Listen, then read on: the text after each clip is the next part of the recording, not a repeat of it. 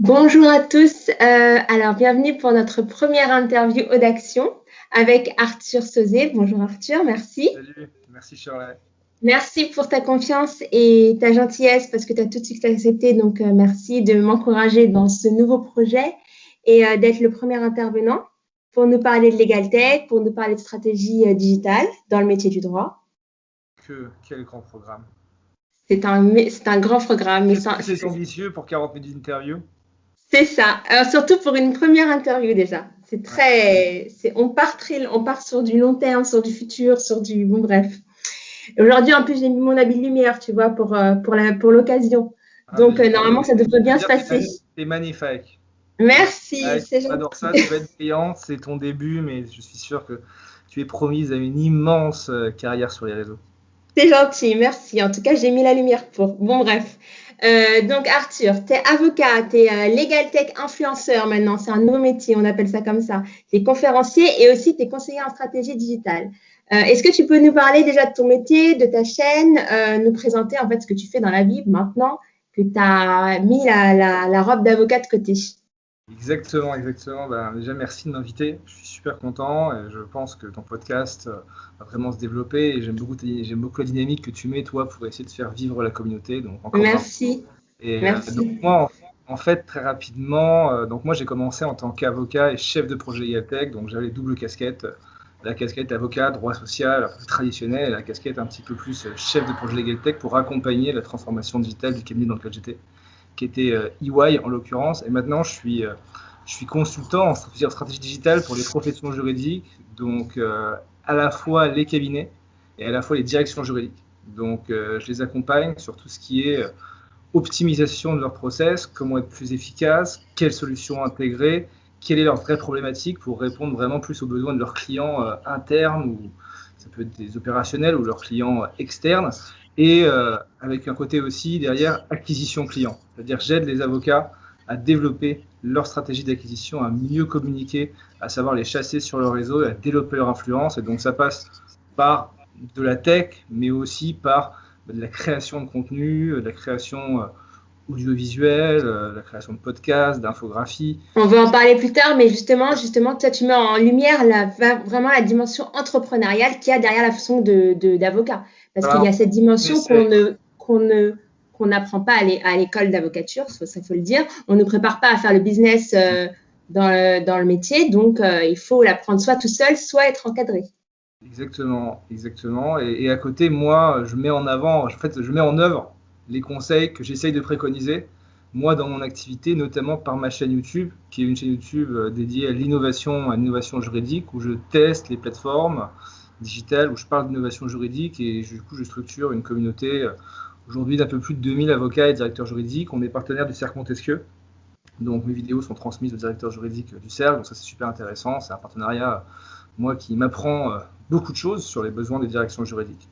Et c'est aujourd'hui une activité à part entière, YouTube, indépendamment de mon activité de conseil. Mais justement, à parler de ton parcours assez atypique, parce qu'il faut dire que tu es un autodidacte. Au début, c'était juste une curiosité, un plaisir, la tech.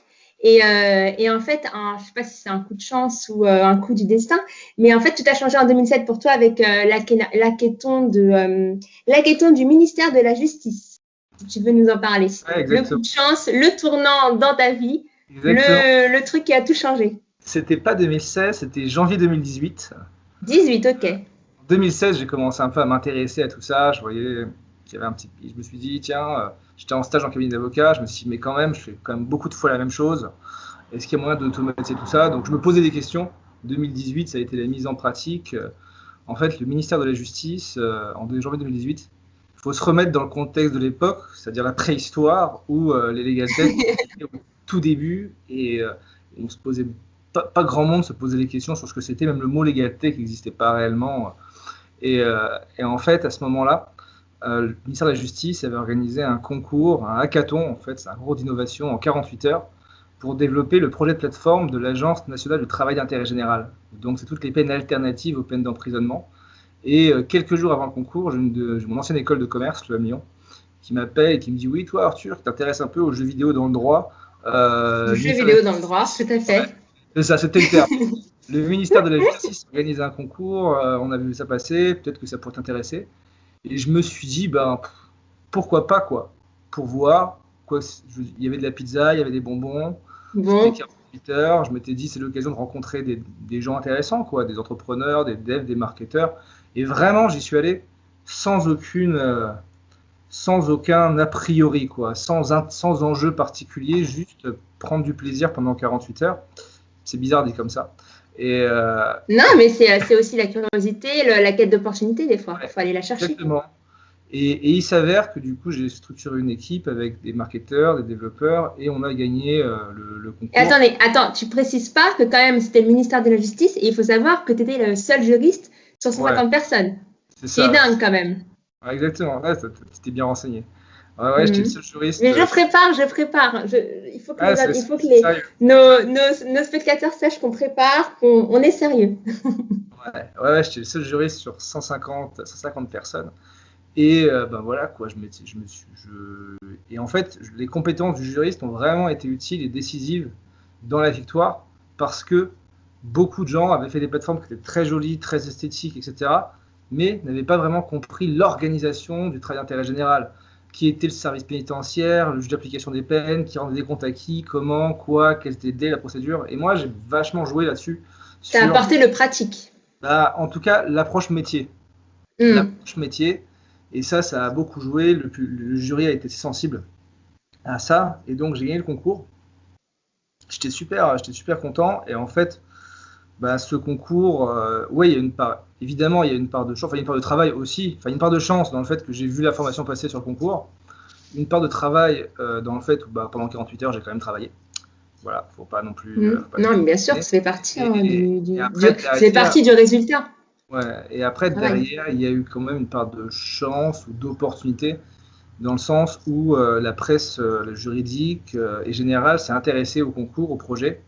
Et moi, en tant que seul juriste, et en plus à l'époque, et avocat, je n'étais même pas avocat, était dessus, ça a fait un petit buzz. Et il y a eu une quinzaine d'articles et d'émissions sur ce sujet. Et j'ai été un peu, par la force des choses, mis en avant. Et ça, en fait, ça m'a aidé à constituer un premier réseau, à prendre des contacts et déclencher des opportunités qui se sont faites plus loin. Donc souvent, je dis que voilà, c'est 40, en fait, c'est 48 heures au mois de janvier, un samedi, un dimanche, qui ont été assez décisives et qui m'ont ouvert des portes. Pendant très longtemps, j'avais le syndrome de l'imposteur. Vraiment très Ouais. fort. Je me Mais disais, mais justement, tu me mets la suite en avant parce qu'on va parler justement de développement personnel, syndrome de l'imposteur. ouais, Toi, tu as su prendre ta chance au bon moment et profiter un peu de la lumière qu'il y avait autour de ça, ouais, justement à ce moment-là. Et il faut savoir aussi que tu as un ancien bec, donc tu as aussi forcé tu t'es aussi poussé dans tes ouais, retranchements, parce que tu es parti quand même, tu as travaillé ta prise de parole en public, tu es parti faire des concours d'éloquence, donc tu t'es vraiment fait violence. ouais. Si jamais tu veux nous en parler, tu as pris des cours de théâtre aussi, donc vraiment tu as fait tout pour essayer d'être en quête d'un meilleur toi, parce que justement tu voulais pousser tes limites, tu voulais pousser tes propres limites. Ouais, cette opportunité, en fait, moi, ça a été un peu le début d'une revanche, entre guillemets, parce que c'est vrai que j'avais, je pense, depuis longtemps, un besoin de faire mes preuves de différentes manières, dont le fait de passer le CRFPA. Mais ça, en fait, ça m'a du coup donné le petit coup de boost, le petit pied étrier, et qui m'a donné envie vraiment de pousser ça à fond, de convertir l'essai. Et au début, très clairement, je ne savais absolument pas ce que je faisais, je ne savais absolument pas ce que je disais, et je voyais que ça marchait. Donc, euh, donc j'apprenais au fur et à mesure, j'avançais à mon rythme, et au fur et à mesure, ben, j'ai commencé à prendre du recul, à plus me former et à convertir l'essai de manière un peu plus professionnelle. Marche à marche. Exactement. Minatrio. Il faut y aller à son rythme. Il faut y aller à son rythme. Il y a aucun parcours qu'il faut forcément imiter. Moi, au début, j'avais du mal avec ça parce que forcément, dans ce milieu, la Legal Tech, c'est un milieu, comme tu le constates, qui est assez jeune, de manière Oui. générale. Et moi, j'avais mauvaise habitude de prendre pour exemple Louis Laréchaïne de Predictis, Nicolas Boustamante de Doctrine, Julien Latouche, qui sont pour moi des exemples des gens que j'admire.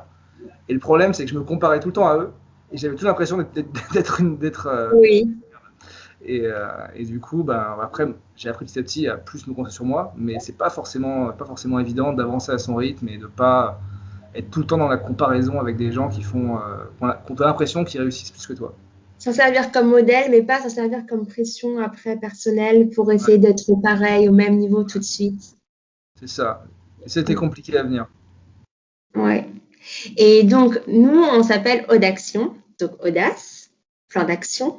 L'audace, quand je te dis audace, à quoi ça te fait penser dans ta carrière? Est-ce que tu as fait preuve d'audace? Est-ce que tu penses que si jamais tu n'aurais pas eu l'impulsion que tu avais, tu n'aurais pas été à ce niveau-là? Qu'est-ce que tu peux me dire sur ça, toi, dans ta carrière, dans ta vie? Parce Pour qu'on moi, a beaucoup de personnes qui nous regardent, qui sont justement étudiants ou bien jeunes cadres, qui entrent dans la vie active et qui s'attendent, ils ne savent pas justement dans le milieu, enfin, surtout dans l'atmosphère dans laquelle on est aujourd'hui, il y a beaucoup d'incertitudes. Donc, toi, qu'est-ce que tu en penses? pour moi, l'audace, c'est savoir forcer le destin. Mhm. C'est-à-dire pas hésiter à enfoncer des portes, pas hésiter à prendre notre place, parce qu'en fait, personne ne va te la donner. Si tu suis le chemin tel qu'il est guidé, etc., les gens veulent pas que tu prennes ta place. Les gens veulent que tu sois sur, je sais pas, j'imagine le télésiège, etc. Oui.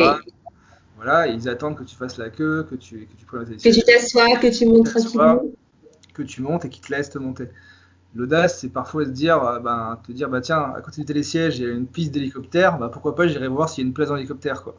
C'est un peu ça.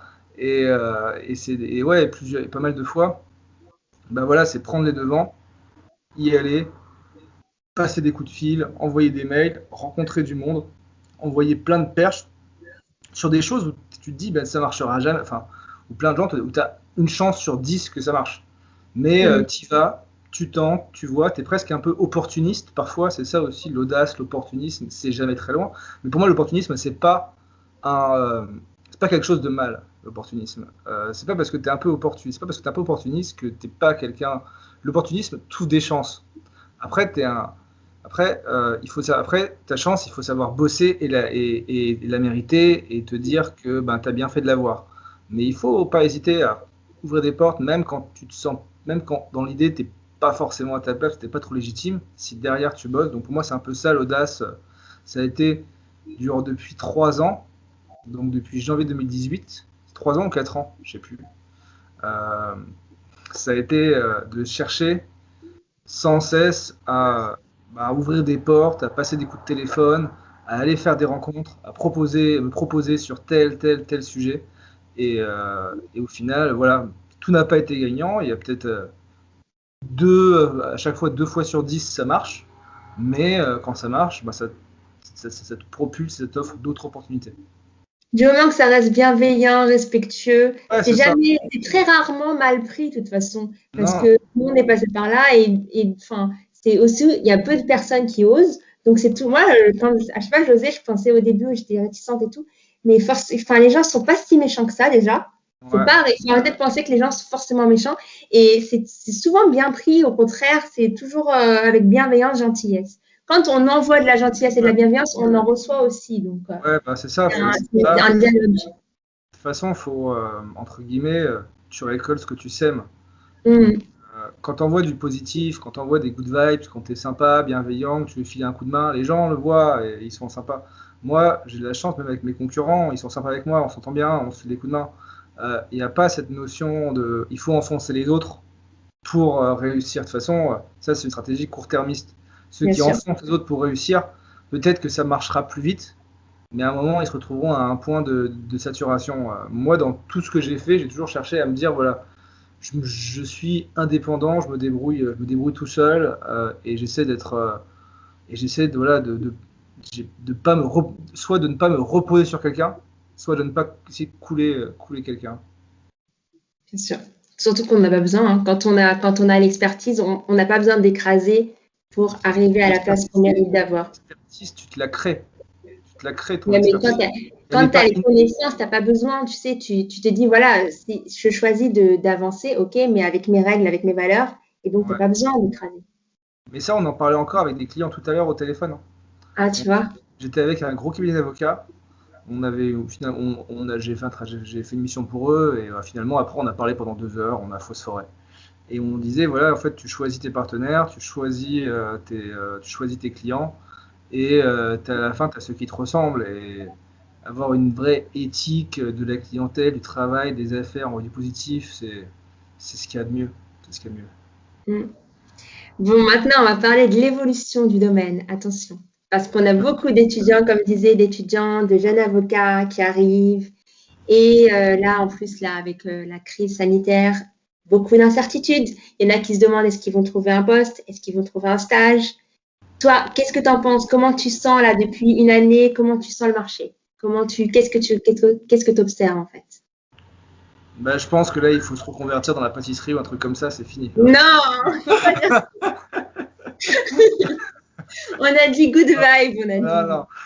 Non, en vrai, beaucoup moins pire que ce qu'on pensait. Beaucoup moins pire que ce qu'on pensait.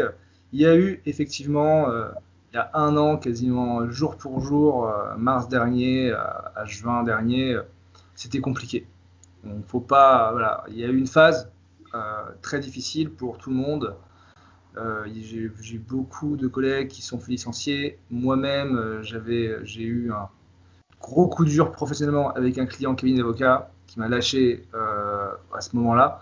Donc, ça, c'était pas facile, à part dans le droit social où ça a beaucoup recruté parce que voilà, les questions de chômage partiel, etc., de licenciement, il y a eu un vrai sujet.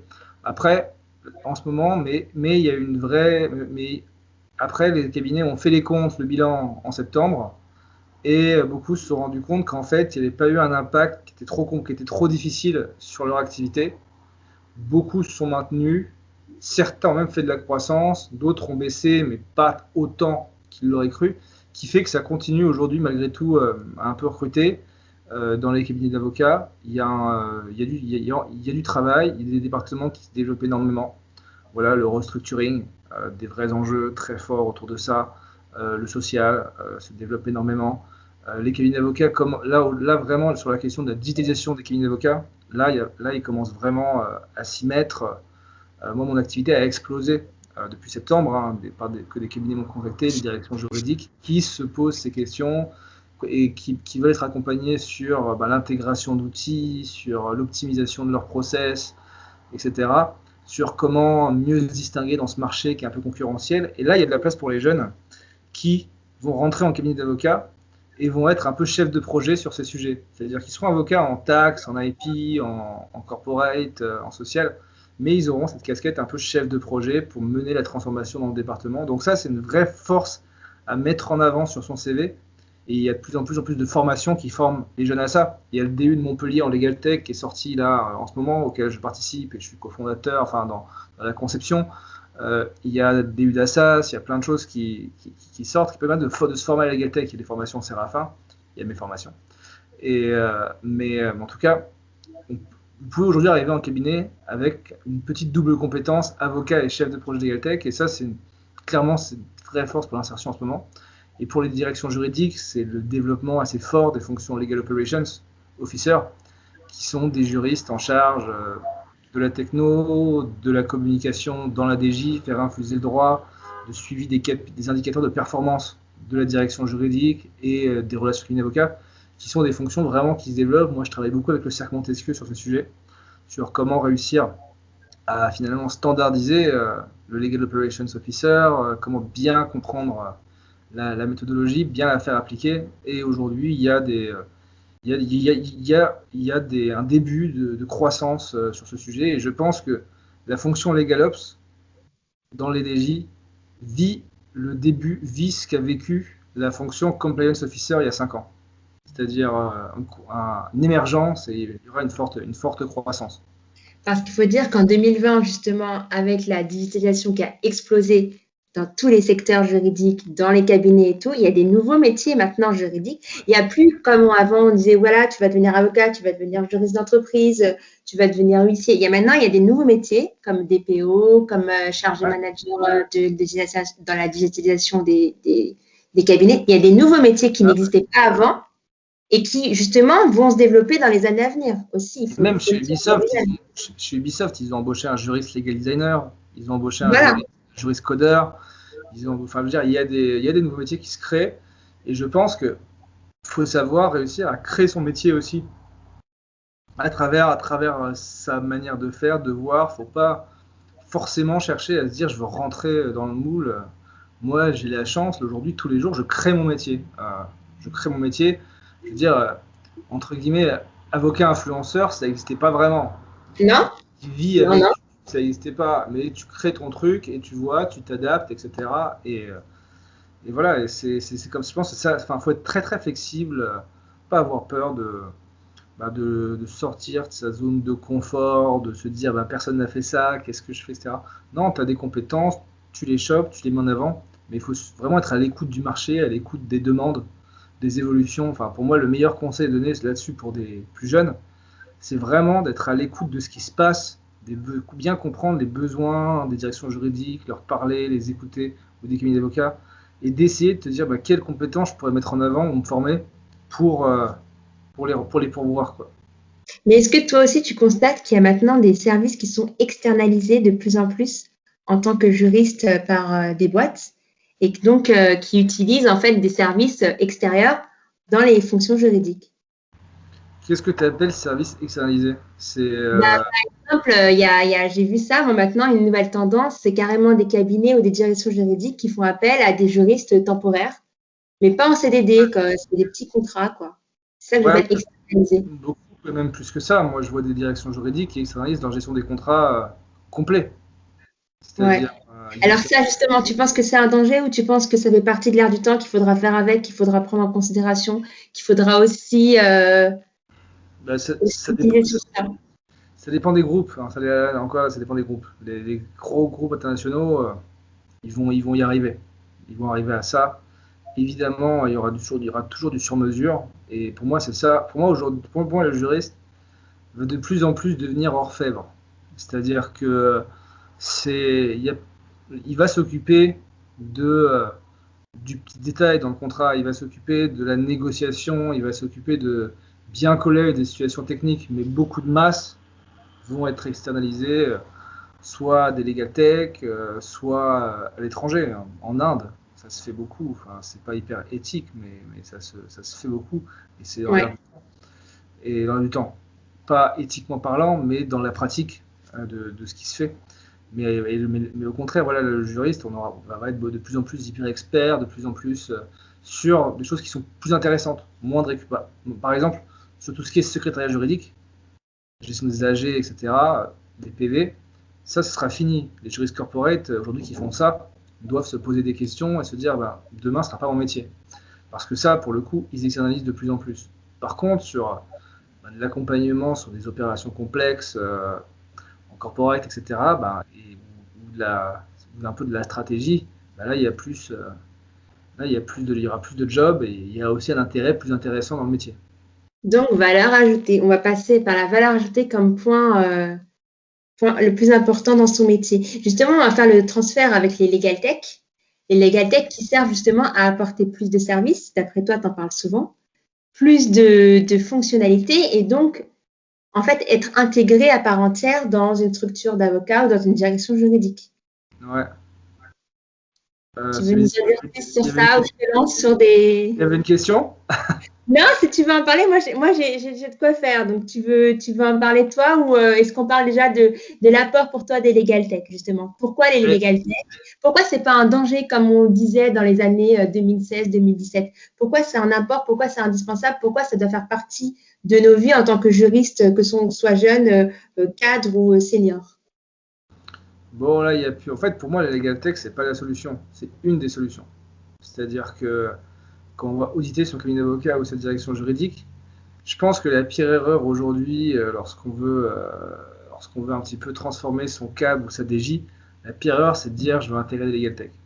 Vraiment, si vous commencez à dire ça, déjà, il y a un souci. La legal tech, c'est un des moyens, c'est pas le seul, il y en a plein d'autres. Mais faut vraiment poser la question de quel est son vrai besoin, quelles sont les vraies problématiques, quel problème dans ta relation avec tes clients, internes, externes, comment tu travailles. Et là, il peut y avoir plein de solutions. Des solutions managériales, des solutions de communication, juste d'optimisation de poste de travail. et peut y avoir des solutions technologiques. Et C'est l'idée, c'est de se dire, la solution technologique, il faut la voir plus comme un outil, un moyen pour aider et répondre à ton besoin qui peut être plus structurel, qui peut être un besoin d'acquisition client, un besoin de gagner du temps, d'être plus rentable, un besoin de faire travailler tes juristes dans de meilleures conditions, sur des sujets plus intéressants. Donc voilà, il y a plein d'outils technologiques. Il ne faut pas chercher à se dire, je veux de l'IA, je veux de la blockchain, je veux cet outil, machin, c'est le meilleur, etc. Non, il faut commencer, voilà, les legal tech, aujourd'hui, peuvent te décharger d'une partie de ton travail dans certains domaines. Mais voilà, il faut déjà avant identifier les domaines qui posent des problématiques et intégrer peut-être au fur et à mesure un outil, après en intégrer peut-être un autre, après s'adapter, après changer. Mais la legal tech, c'est pas la finalité. C'est un moyen, un outil pour répondre à un objectif qui est un peu plus grand. Oui, oui, il y en a qui s'en servent comme des couteaux suisses, quoi. Ils veulent la totale des services, Ouais, il y alors en a que c'est plein pas ça qui qu'il font faut ça. faire. Mais encore très récemment, je suis en lead sur un client qui est une grosse structure directement qui me disent ouais, je veux qu'on développe un outil IA et blockchain. Mais en fait c'est très bien. Pourquoi? Ah ouais, bonne idée. Et, euh, et c'est ça le souci. Il faut pas avoir. Il y en a beaucoup qui voient encore la tech pour la tech. Et même hier, j'ai une de mes amies qui est avocate et chef de projet Legal Tech dans un cabinet qui me dit est-ce que tu as pas une liste de Legal Tech, etc. Non, mais en fait, c'est pas comme ça que ça marche. Et voilà. Prends le problème à l'envers. Hmm. Et maintenant, on va parler justement de tes fonctions de conseil. Et Ouais. dans le business, justement, j'aimerais bien qu'on parle de la fonction d'avocat pour les débutants, la fonction entrepreneuriale.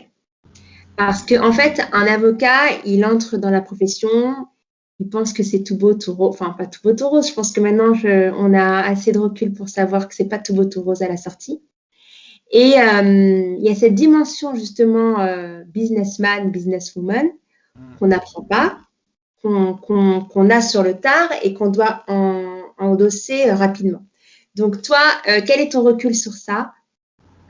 Comment on est jeune avocat et on apprend à justement gérer la clientèle, gérer la communication sur Internet, parce que maintenant elle est indispensable, gérer les réseaux sociaux. Toi, quel est ton regard sur ça, s'il te plaît? Ben, en soi, le jeune avocat, là, on s'adresse bien aux jeunes avocats particulièrement. Oui, Le jeune avocat, concrètement, quelle est sa situation? Il a fait 5 ans de droit, il a fait ensuite l'EFB, ou l'EDAC, ou l'ICSAD. Il intègre naturellement, après, à l'issue, un cabinet d'avocats. Un cabinet d'avocats en tant que collaborateur. Et donc là, il a des horaires qui sont importants. Il fait du 9h, allez, 20h, 21h, 22h, en fonction des des jours. bonnes journées.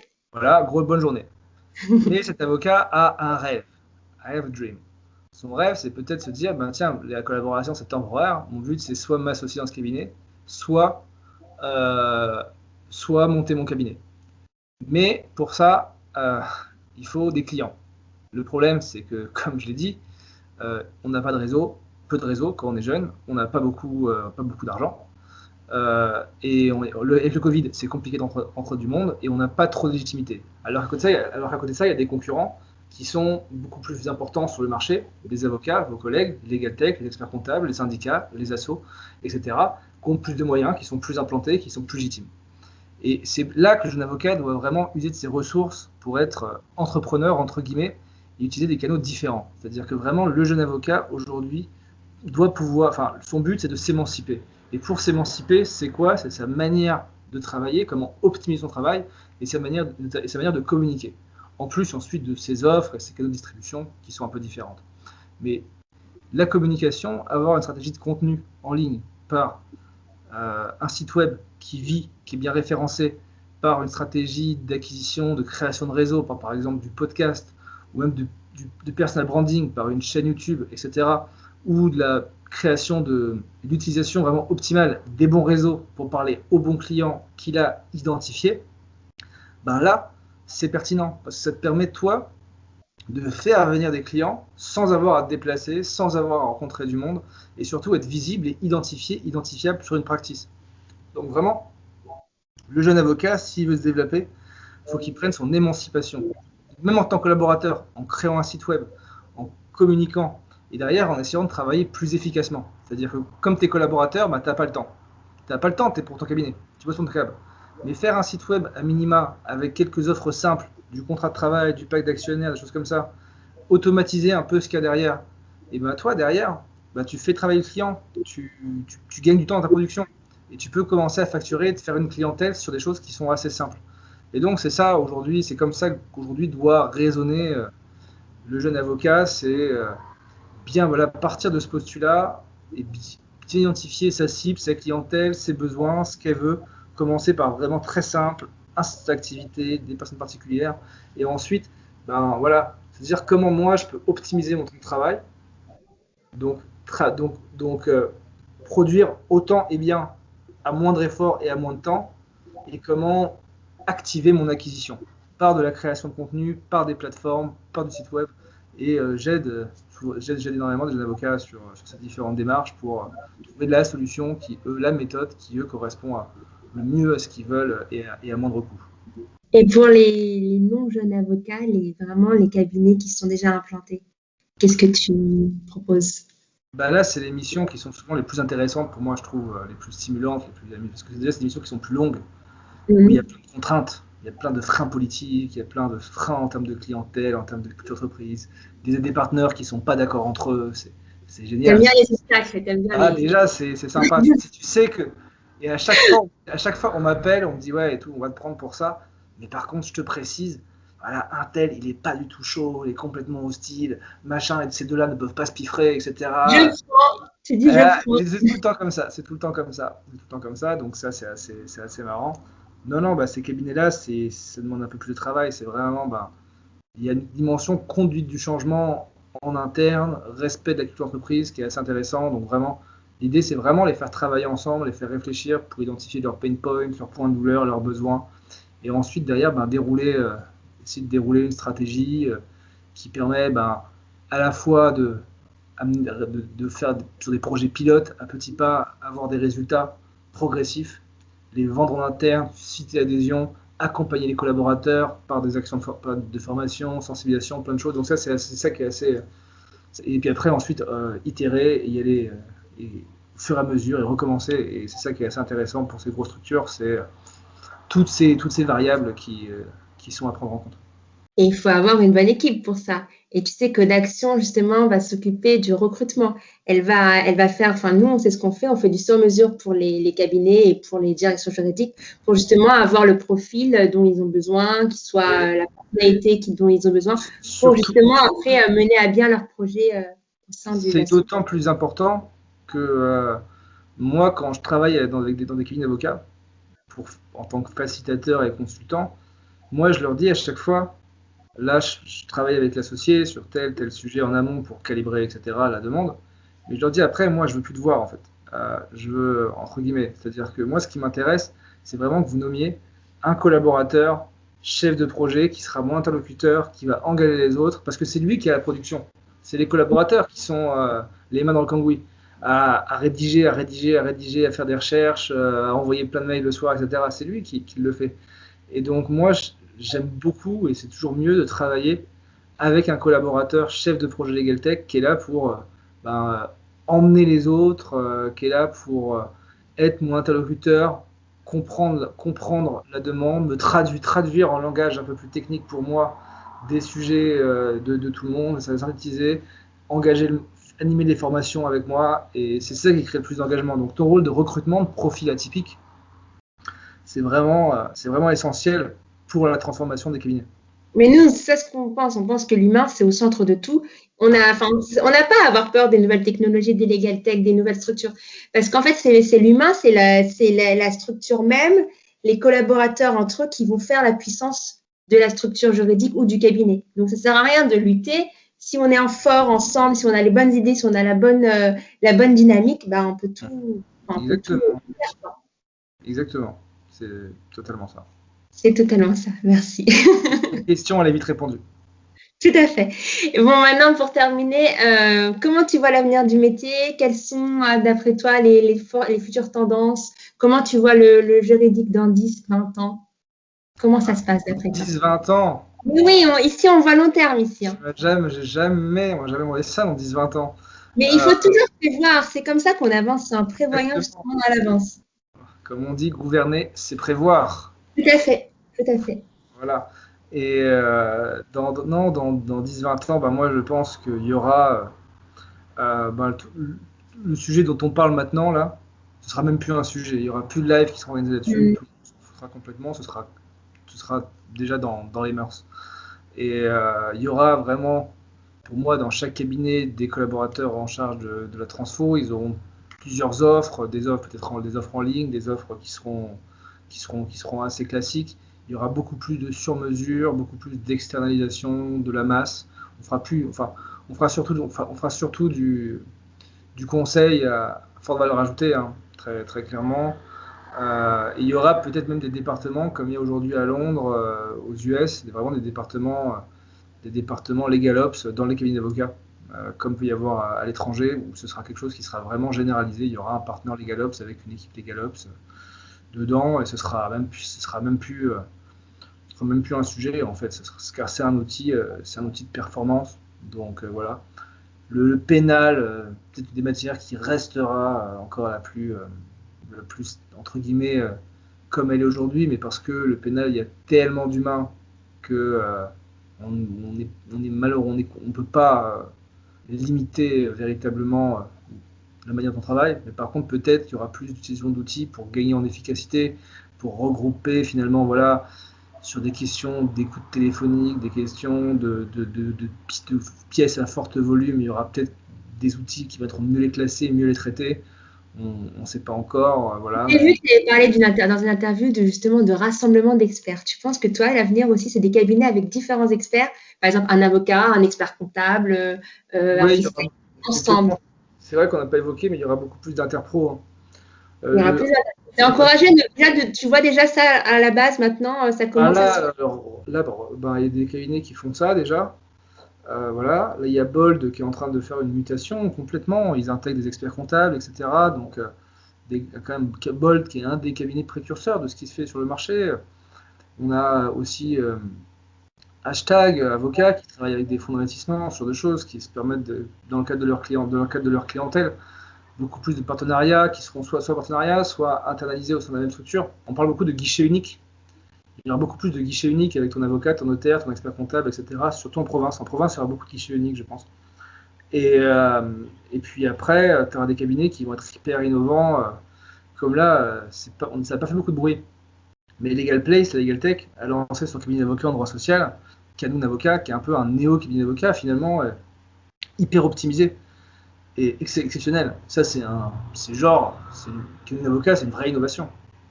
Et je pense qu'il y aura beaucoup plus de cabinets qui seront de cette forme, notamment chez les jeunes. Ok, on va voir ça. On va suivre ça de très près. Et nous, on peut te suivre donc sur YouTube avec ta chaîne, si tu veux la rappeler. Exactement. Donc ma chaîne YouTube, c'est Arthur Sauzé. Donc je parle d'innovation juridique, mais aussi plein de choses. Genre je choisis des experts du monde du droit et pas que. Donc n'hésitez pas à vous abonner. Et puis Ta chaîne Insta aussi. sur Insta aussi. Sur Insta, je parle plus aux étudiants que sur YouTube. Donc voilà, n'hésitez pas sur Insta, pareil, Arthur Sauzé. On s'abonne, on like, on commente et on partage. Et tout comme pour ta chaîne à toi. C'est gentil, merci. En tout cas, merci beaucoup d'avoir partagé cette première interview avec moi. Merci. C'était un moment très agréable et très instructif. Passez vite, hein. C'est passé vite, c'est bon signe, hein, écoute. Exactement. Merci. J'espère peut-être à une prochaine fois dans la vraie vie, parce que là, on est un peu à distance avec les conditions, mais dans la vraie vie avec plaisir. J'espère que c'est que le début de notre aventure à nous, Audaction. Donc, j'espère qu'on va faire plein de choses avec plein de super vibes et de bonne énergie, comme j'aime à le dire. Exactement. Et à bientôt, Arthur. À très vite. Merci. Ciao. Au revoir.